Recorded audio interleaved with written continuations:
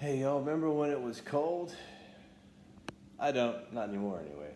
I know that it used to be cold because I own sweaters, and we would argue about the thermostat at church, you know, for fun. And maybe we just argued about it in theory and it wasn't ever actually cold. I don't know. But I just got back from exercising and I look like I just jumped into a pool because there's this thing happening. I think I remember it's called sweating. But yeah. Anyway, it's been 2 weeks now. It's been 2 weeks, more or less. For our family, it's been a little bit more as far as just familial isolation is concerned, because we've had some more pressing needs for keeping um, contaminants out of the house as much as possible recently. But as a society, as a culture, it's been about 2 weeks now. Definitely locally here, it's been 2 weeks plus one bonus week, which was like spring break, and so that was everybody was isolated, but mostly either doing staycations where they pretended they weren't here, or like legitimate like vacations where they like went to other states and stuff. Even though in a car, that is sometimes a major feat when it comes to going to another state from this state. It's a chonky state, in other words, chonky. Um, but when I talked previously about the fact that we're going to come to the end of our strength sometimes the end of our natural strength. And I feel that approaching for myself. Um, spending time in James recently, I'm reminded about the what's at stake for me when my strength comes to an end. It's chapter 3 of the book of James, um, verse 2. For we all stumble in many ways, and if anyone does not stumble in what he says, he is a perfect man, able also to bridle his whole body. If we put bits into the mouths of horses so that they obey us, we guide their whole bodies as well. Look at the ships also. Though they are so large and driven by strong winds, they are guided by a very small rudder, wherever the will of the pilot directs.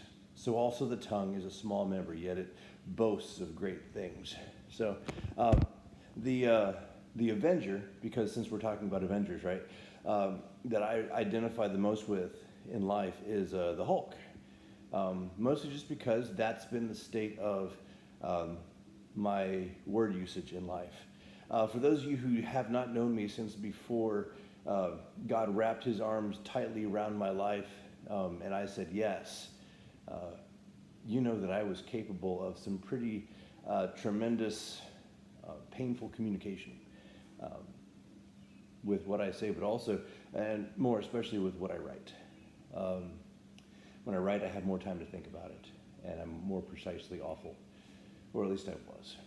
And that was the story of the Hulk for me. Was whenever I would go into emotional distress, I just throw out everything there and be like, all right, let's go.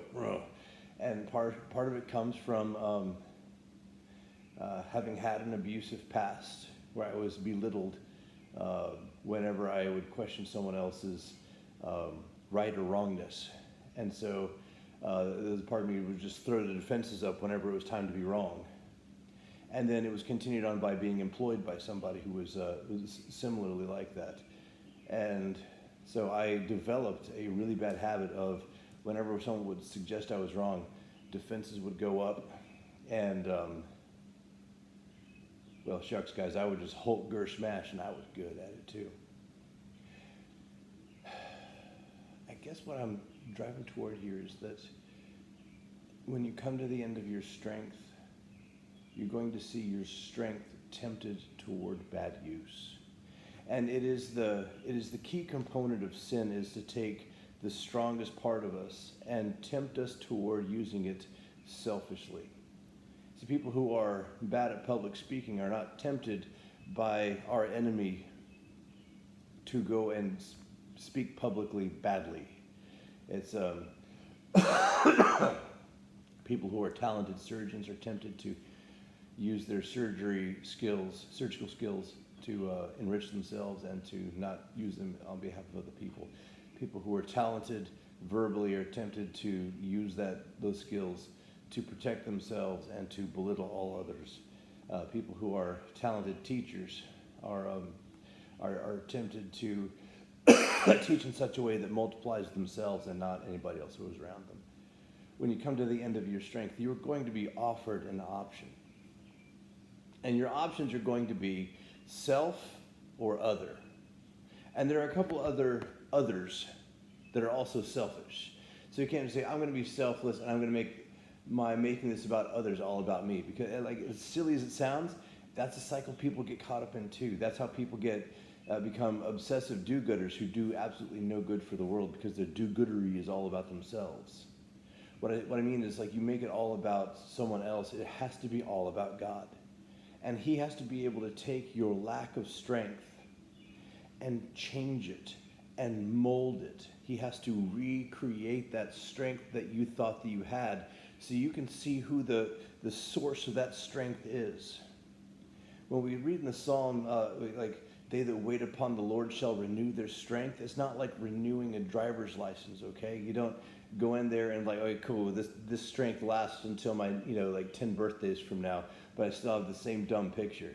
It's that renewal that the Psalm talks about is actually an exchange. You take your old, worn out, useless strength that wasn't as strong as you thought that it was, and it exchanges it for a new strength. It's the metamorphosis into a new person. So when you come to the end of your strength, as you possibly might have already done, as you might be approaching, shoot, you might be so strong you're going to last the next month and be like, I don't know, Damien's full of it. I don't care. When you come to the end of your strength, though, offer that used up, beat up strength for a new model that has nothing to do with you. It's not sourced from you. It doesn't have your signature on it.